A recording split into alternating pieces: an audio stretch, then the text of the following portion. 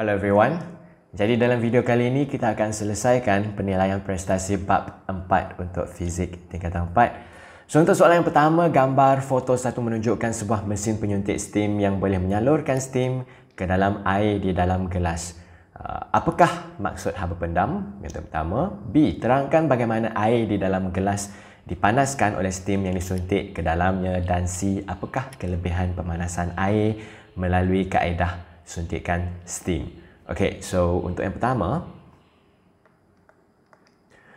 haba pendam maksud dia sekiranya kita nak tukarkan keadaan jirim satu cecair kepada gas ataupun daripada pepejal kepada cecair, berapakah tenaga haba yang kita perlu bekalkan? Itu ialah maksud haba pendam. So haba pendam merujuk kepada tenaga yang diperlukan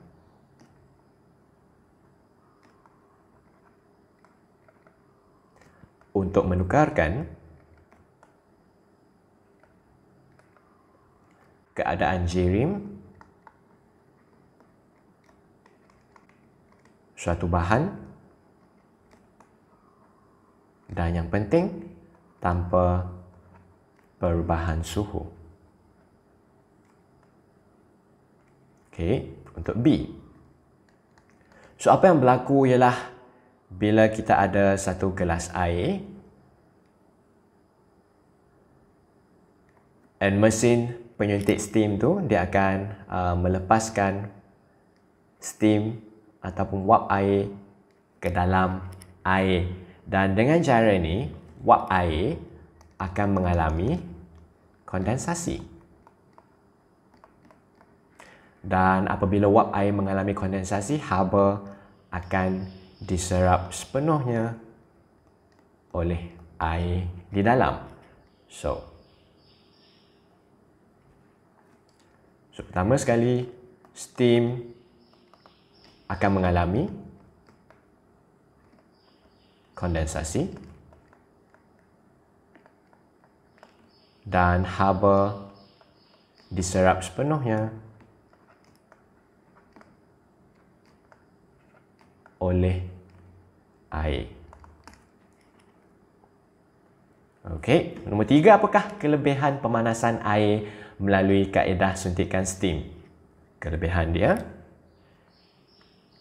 sekiranya kita panaskan air menggunakan katakan api, penuh Bunsen. So apa yang berlaku ialah haba yang dibekalkan oleh api akan digunakan bukan sahaja untuk panaskan air, tapi dia juga digunakan untuk panaskan bikar katakan, dan juga untuk panaskan persekitaran dan juga air. So jawapan dia, haba digunakan untuk memanaskan air sepenuhnya, dan haba tidak dipindahkan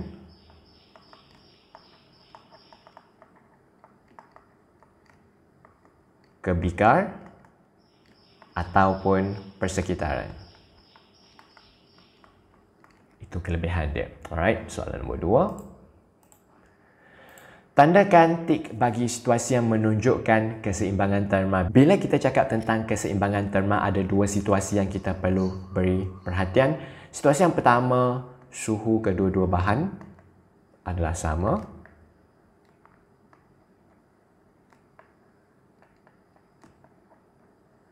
Dan situasi yang kedua ialah kadar pemindahan haba bersih adalah sifar.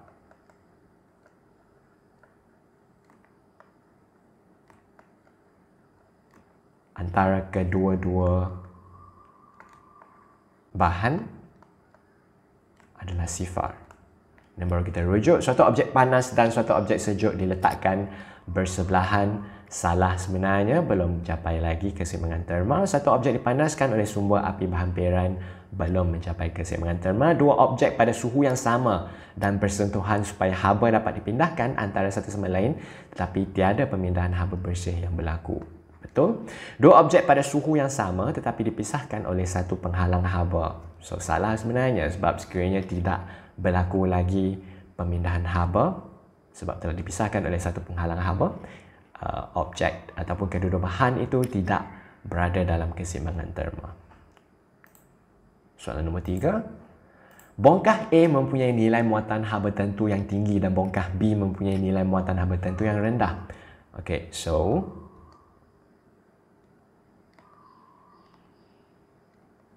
A dan B, di mana muatan haba tentu A adalah tinggi dan muatan haba tentu B, the specific heat capacity of B, adalah rendah. So, satu kesan muatan haba tentu tinggi ialah objek perlukan haba yang banyak supaya dia menjadi panas ataupun perlu membebaskan haba yang banyak supaya dia menjadi sejuk. So, kesan dia ialah sekiranya objek tu mempunyai muatan haba tentu yang tinggi, objek tu lambat panas ataupun lambat sejuk. Dan sebaliknya, sekiranya muatan haba tentu objek tu adalah rendah, dia perlukan sedikit haba sahaja untuk menjadi panas ataupun perlu membebaskan sedikit sahaja haba untuk dia menjadi sejuk. So, kesan dia ialah cepat panas ataupun cepat sejuk. Alright, so kita pergi kepada A.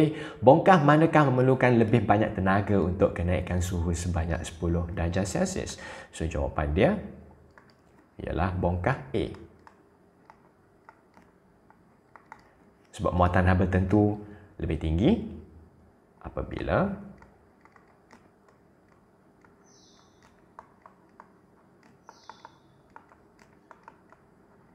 muatan haba tentu tinggi, lebih banyak haba diperlukan untuk menaikkan suhu sebanyak 1 darjah Celsius bagi bahan berjisim 1 kilogram. B. Bongkah yang manakah lebih cepat menjadi panas sekiranya dibekalkan dengan haba yang sama? Dan sebaliknya, bongkah B.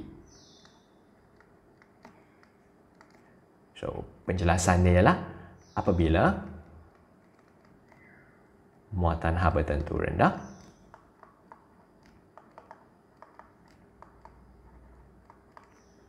sedikit haba sahaja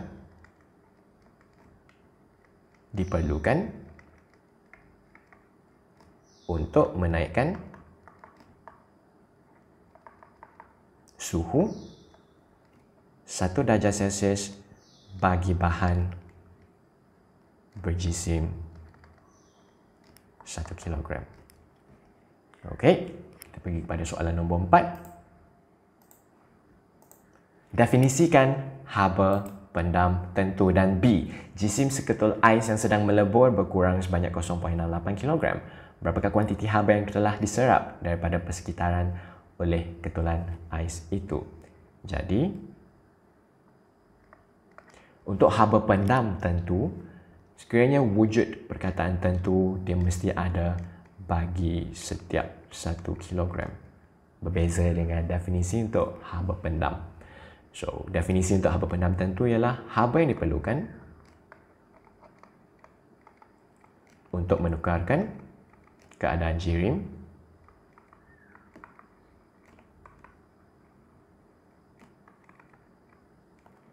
suatu bahan dengan jisim 1 kilogram tanpa perubahan suhu. Dan untuk B, kita tahu yang ais sebanyak 0.68 kg telah lebur, telah bertukar keadaan jirim dia, dan haba pendam tentu pelakuran ais ialah 3.34 kali 10 kuasa 5 joule. So, formula untuk haba pendam tentu ialah Q is equal to mL. So, sekarang kita nak cari berapakah kuantiti haba, iaitu Q. Kita gantikan nilai M, iaitu jisim ais yang telah cair, iaitu 0.68, darab dengan haba pendam tentu pelakuran ais iaitu 3.34 kali 10 kuasa 5.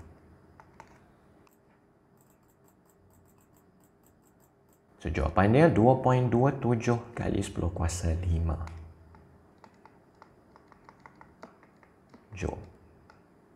Okey, kita pergi kepada soalan nombor 5. Apakah maksud haba pendam tentu pengawapan? So, yang spesifik di sini ialah pengawapan, iaitu untuk tukarkan keadaan jirim daripada cecair kepada gas ataupun sebaliknya daripada gas kepada cecair.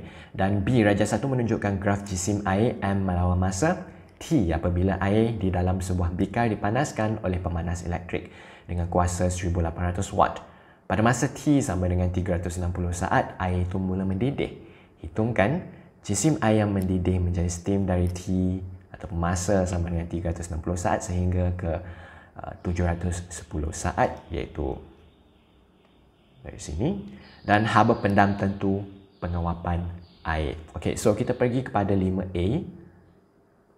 Maksud haba pendam tentu ialah haba yang diperlukan untuk menukarkan 1 kilogram cecair kepada gas tanpa perubahan suhu.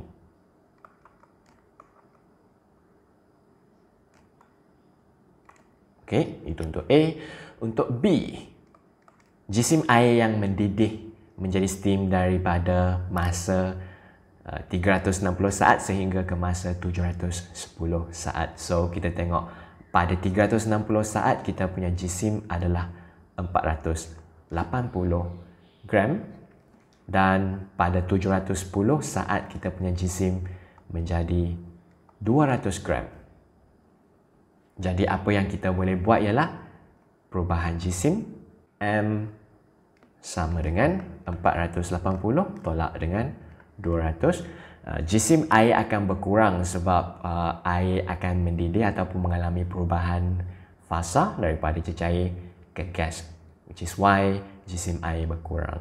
So, perubahan jisim adalah 280 gram.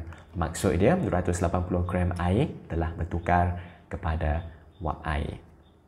Dan untuk nombor 2, haba pendam tentu pengawapan air kita menggunakan formula Q is equal to ml. Dan sekiranya soalan melibatkan pemanas elektrik dan kuasa diberi, so instead of Q is equal to ml, kita menggunakan PT is equal to ml secara automatik.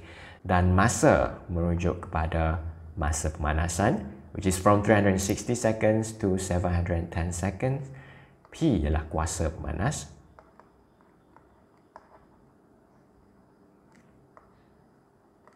Dan soalan nak cari L. So, L sama dengan PT per M. 1800, 710 tolak 360 bahagi dengan jisim kita 280 gram. Sebelum kita gantikan masuk dalam formula, kita perlu tukarkan kepada kilogram. So, bahagi 1000, kita dapat 0.28 kilogram. So, bahagi 0.28, kita dapat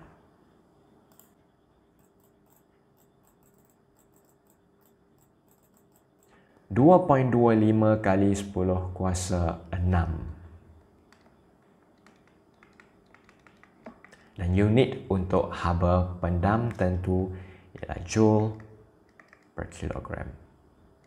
Okey, soalan nombor 6. Sebentuk cincin emas berjisim 5.5 gram mengalami peningkatan suhu dari 36 darjah Celsius sehingga 39 darjah Celsius. Berapakah tenaga haba yang diserap oleh cincin tersebut? Dan soalan yang ditanya ni adalah berkaitan dengan muatan haba tentu. So, formula yang kita keluarkan adalah Q is equal to MC delta theta, dan soalan nak kira tenaga haba. Sebelum kita gantikan, kita perlu beri perhatian terhadap jisim sebab jisim dalam gram kita perlu tukarkan kepada kilogram. So M is equal to 5.5 gram is equal to bahagi 1000. Kita dapat 0.0055 kilogram. Dan kita punya perubahan suhu iaitu delta theta is equal to 39 minus 36. Kita dapat 3 darjah Celsius dan kita gantikan masuk dalam formula.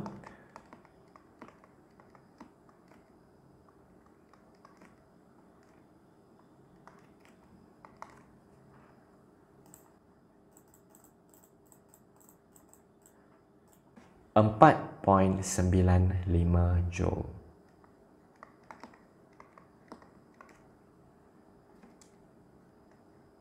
Okey, kita pergi kepada soalan nombor 7.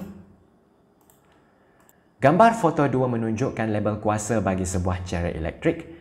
Berapakah kuasa maksimum chariot elektrik itu? Dan B, hitungkan masa yang diambil oleh chariot itu untuk mengubah 0.5 kg air yang mendidih pada suhu 100 darjah Celsius kepada steam pada suhu 100 darjah Celsius apabila chariot tersebut beroperasi pada kuasa maksimum. Dan soalan B adalah berkaitan tentang haba pendam tentu penguapan. Dan yang ketiga, apakah andaian yang dibuat dalam perhitungan anda di 7B? So, untuk soalan yang pertama, berapakah kuasa maksimum chariot itu? Kalau kita tengok, the power of electric kettle ialah kuasa. Paling rendah ialah 1850 dan paling tinggi ialah 2200 watt. So, kuasa maksimum untuk chariot elektrik itu adalah 2200 watt.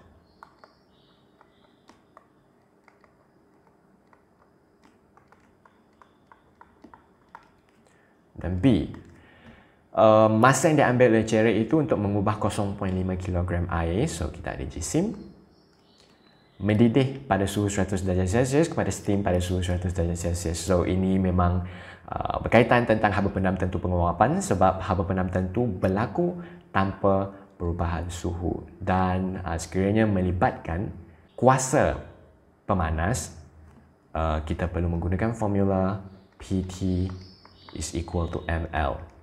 Dan kalau kita nak cari T sama dengan ml per P, kita dapat 0.5 darab dengan 2.26 kali 10 kuasa 6 bahagi dengan kuasa maksimum pemanas iaitu 2200. Kita dapat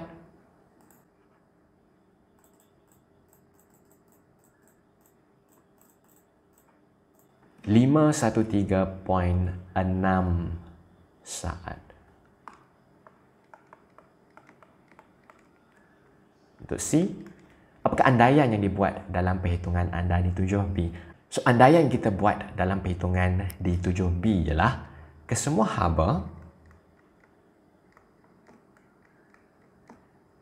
dari chariot elektrik digunakan untuk menukarkan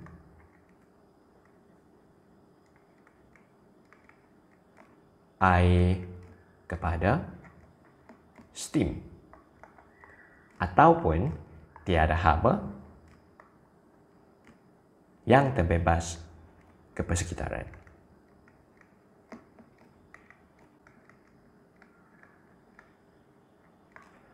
Okey, itu untuk soalan nombor 7.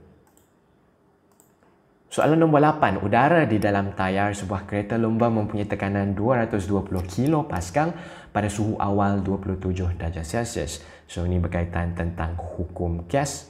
Sekiranya suhu berada dalam darjah Celsius, kita perlu tukarkan kepada Kelvin. Selepas suatu perlumbaan, suhu udara itu meningkat kepada 87 darjah Celsius.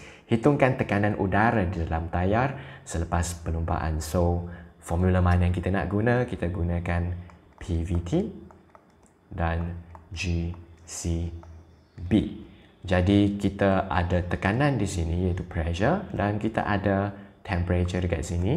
So formula yang terlibat adalah formula yang ada dalam hukum Gay-Lussac iaitu P1 over T1 is equal to P2 over T2.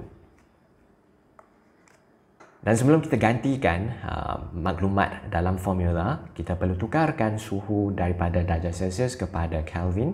So, kita punya T1 iaitu suhu sebelum ialah 27 darjah Celsius tambah 273, kita dapat 300 Kelvin.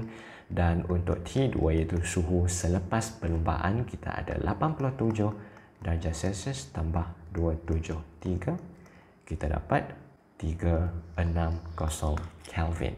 Dan kita akan gantikan masuk dalam formula. P1 ialah tekanan sebelum. So, kita ada 220,000 per 300 sama dengan P2 over 360. So, P2 is equal to 220,000 over 300 times 360. Kita dapat 264,000 ataupun 264 kilo Pascal. Apakah andaian yang anda buat di 8A? So, untuk B, andaian kita ialah sekiranya kita nak kaji hubungan antara tekanan dan juga suhu, kita punya isi padu mestilah malar. Jadi andaian yang kita buat ialah isi padu tayar adalah malar. Okey, kita pergi kepada soalan nombor 9. Suatu gelombang udara terperangkap di bawah sehelai daun yang terapung di permukaan air sebuah tasik. Isi padu gelombang udara ialah 3.6 cm padu apabila suhu ialah 20 darjah Celsius. Sekali lagi, hukum apa, formula apa kita gunakan? PVT dan GCB. So, ni adalah isi padu V dan ini adalah suhu T. Again, perlu tukarkan kepada Kelvin. So, V dan T, ini adalah hukum Charles. Okey, so untuk A, formula kita akan gunakan ialah V1 over T1 is equal to V2 over T2. Berapakah isi padu udara yang terperangkap apabila suhu air telah meningkat kepada 38 darjah Celsius? So, kita perlu tukarkan suhu kita kepada Kelvin dahulu. So, T1 sebelum 20 darjah Celsius tambah 273, kita dapat 293 Kelvin.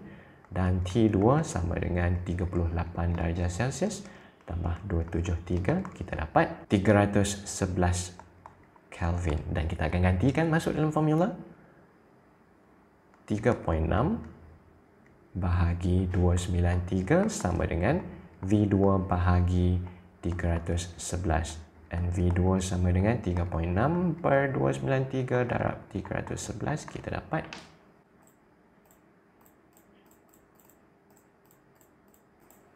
3.82 cm padu. Untuk B, nyatakan 3 andaian yang anda perlu buat dalam perhitungan di 9A. So, andaian kita ialah yang pertama, tekanan adalah malar. Tekanan gelembung udara adalah malar. Dan untuk hukum gas, kita kena pastikan yang jisim udara ataupun gas yang terperangkap adalah malar.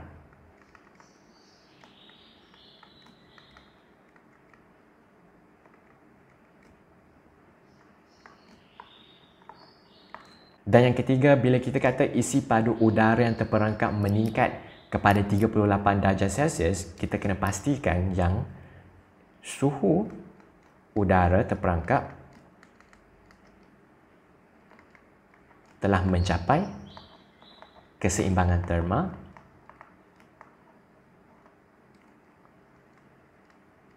dengan air.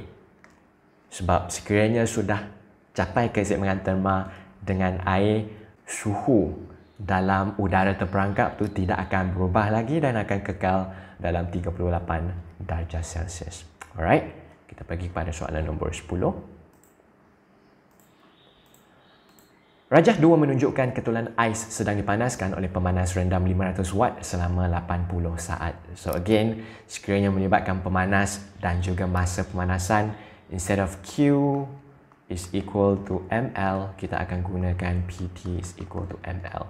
Ketulan ais yang melebur dikumpulkan di dalam sebuah bikar dan haba penam tentu pelakuran ais ialah 3.34 kali 10 kuasa 5 joule per kilogram. Apakah yang dimaksudkan dengan haba pendam tentu pelakuran? So untuk A, haba pendam tentu pelakuran bermaksud haba yang diperlukan untuk menukarkan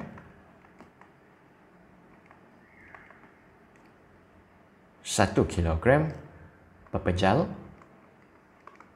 kepada cecair tanpa perubahan suhu.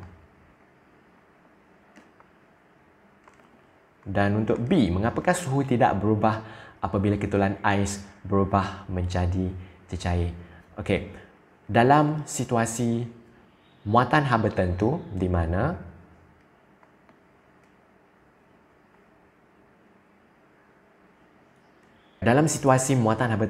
kita menggunakan formula Q is equal to mc theta, haba yang diserap oleh molekul digunakan untuk meningkatkan tenaga kinetik molekul tersebut.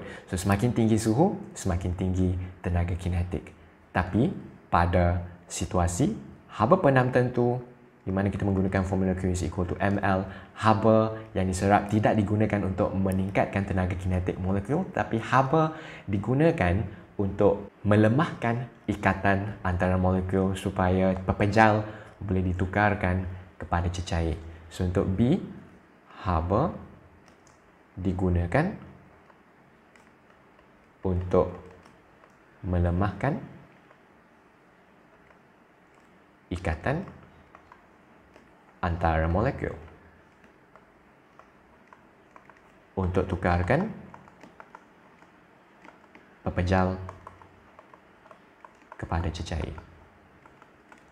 Dan untuk C, hitungkan tenaga yang diserap oleh ketulan ais. Kita akan menggunakan formula Q is equal to PT, di mana kuasa pemanas adalah 500 dan masa pemanasan 80 saat, kita dapat 40,000 joule. Dan untuk nombor 2, jisim ketulan ais yang sudah melebur, kita akan menggunakan formula Q is equal to ml dan kita nak kira jisim. So M is equal to Q over L. Kita ambil 40,000 bahagi dengan haba penam tentu pelakuran ais iaitu 3.34 kali 10 kuasa 5. Kita dapat 0.12 kilogram. Dan untuk D, apakah andaian yang dibuat dalam perhitungan anda di 10C? Seperti biasa, sekiranya berlaku pemanasan, tiada haba yang terbebas ke persekitaran. Okey, untuk soalan nombor 11. Sebuah cairan elektrik diisi dengan 500 gram air. Sekali lagi, kita ada cairan elektrik pada suhu 30 darjah Celsius. Kuasa elemen pemanas cairan ialah 0.8 kilowatt. Anggap bahawa semua haba dari elemen pemanas dipindahkan ke air dan diberi nilai muatan haba tentu air ialah 4200 joule per kilogram per darjah Celsius. Hitungkan tenaga haba yang diperlukan untuk menaikkan suhu air kepada 100 darjah Celsius.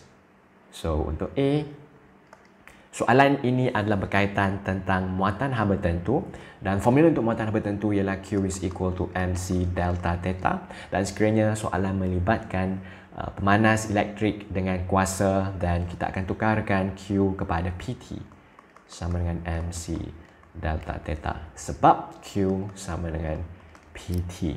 So, soalan yang pertama minta untuk kirakan tenaga haba yang diperlukan.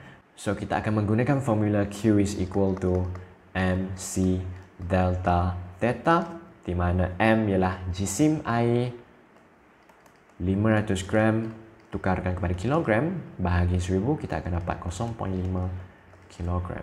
So 0.5, C ialah 4200. Delta theta ialah daripada 30 kepada 100 darjah Celsius. So kita ada 100 tolak 30, kita dapat 70 darjah Celsius.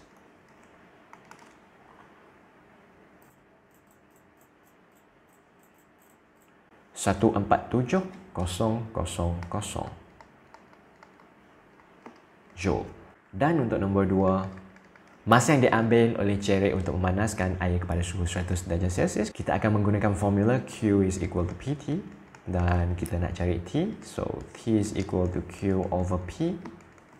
147,000 bahagi dengan 0.8 kilowatt. Darab 1000 kita dapat 800 watt.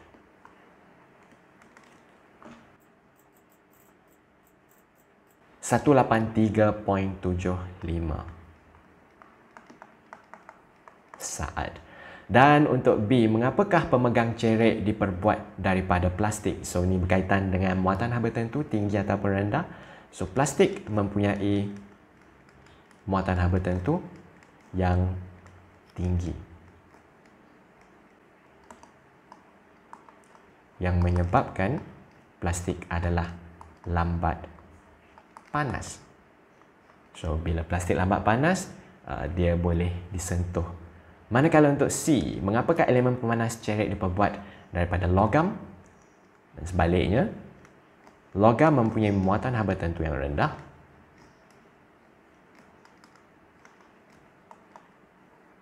Maksud dia, logam cepat panas dan air dapat dipanaskan pada masa yang lebih pendek. Elemen pemanas cerik diletakkan di dasar cerik.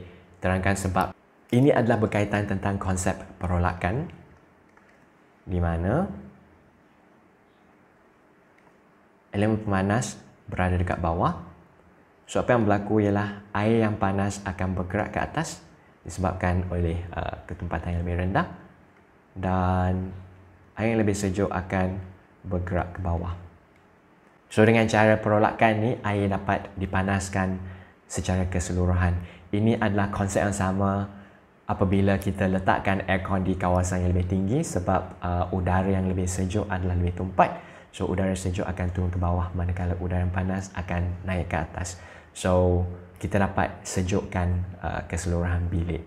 So untuk D, ini adalah berkaitan tentang konsep perolakan, di mana air yang panas akan bergerak ke atas dan air sejuk dapat bergerak ke bawah. Dan dengan cara ini, air dapat dipanaskan secara keseluruhan. Okey, itu untuk soalan nombor 11. Untuk soalan nombor 12, satu bahan mempunyai jisim 250 gram. Bahan tersebut kehilangan 5,625 Joule haba apabila disejukkan sehingga mencapai penurunan suhu sebanyak 25 darjah Celsius. Jadi apa yang kita boleh dapat di sini ialah jisim adalah 250 gram, kita tukarkan pada kilogram adalah 0.25 kilogram. Kita bahagi 1000. Bahan tersebut kehilangan haba, so ini adalah Q, dan 25 adalah delta theta. So untuk 12A, hitung muatan haba tertentu bahan tersebut. Kena pasti bahan tersebut berdasarkan jadual 4.2 yang dilengkapkan di halaman 128. So kita mulakan dengan formula Q is equal to MC delta theta, dan kita nak kira C, so is equal to Q over M delta theta. 5625 per 0.25 25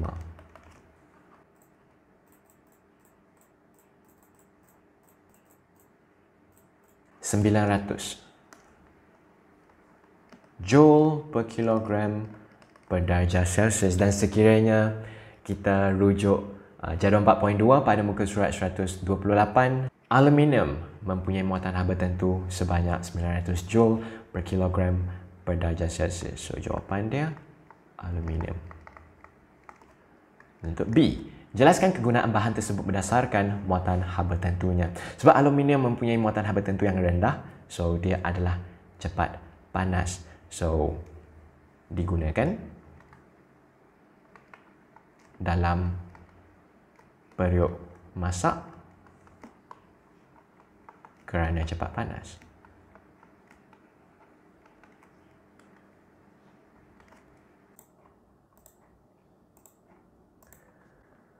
Gambar foto 3 menunjukkan sebuah bekas pengukus. So yang ni, pengukus ni diperbuat daripada buluh. Amin mendapat permintaan daripada sebuah pasaraya untuk membekalkan 400 biji pau pada setiap hari. Cadang dan terangkan reka bentuk bekas pengukus yang diperlukan oleh Amin dari segi ketahanan dan keupayaan mengukus pau dalam jumlah yang banyak dalam masa yang singkat. So apa yang perlu kita buat ialah kita perlu ubah suai pengukus ni supaya dia menjadi pengukus yang boleh tahan lebih lama dan boleh mengukus lebih banyak pau dalam masa yang lebih singkat. So apa yang kita boleh buat ialah kalau kita nak buat pengukus,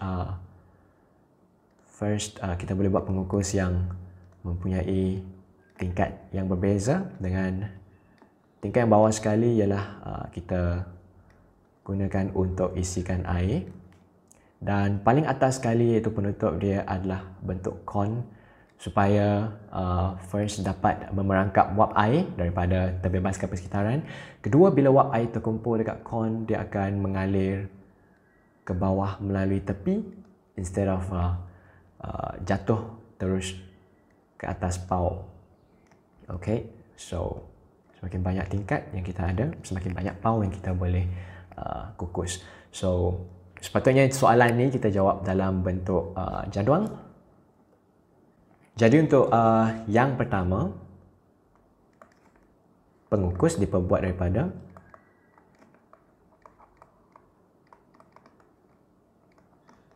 keluli tahan karat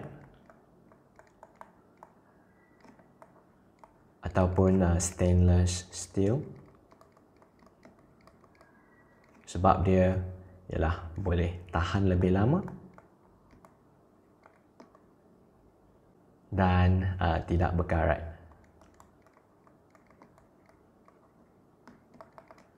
Kedua, kita boleh buat yang pengukus bertingkat.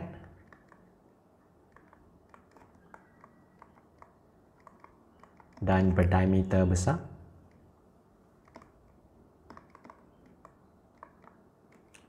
Supaya boleh muatkan lebih banyak pau. Ketiga, kita ada penutup berbentuk kon.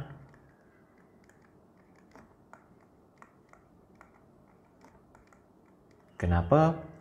Untuk memerangkap wap air.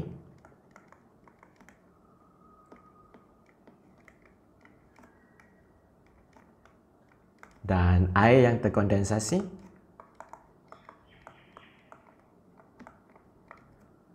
tidak akan jatuh ke atas pau.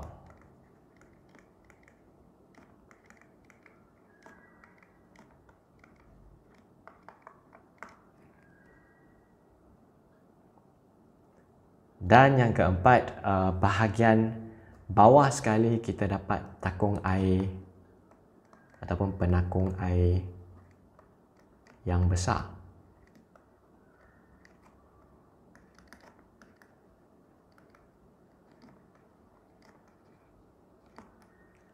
Di bawah pengukus supaya boleh takung lebih banyak air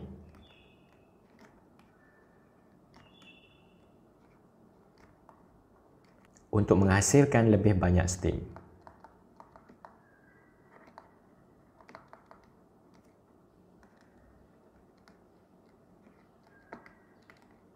Dan kalau kita nak kaitkan dengan haba pendam tentu pengawapan, sekiranya lebih banyak steam dapat dihasilkan haba pendam tentu pengawapan yang lebih banyak,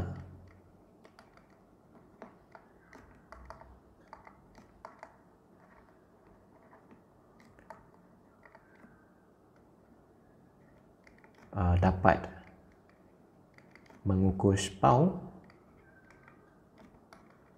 dengan lebih cepat. Okey, itu sahaja untuk penilaian prestasi bab 4 untuk fizik tingkatan 4. Thank you for watching.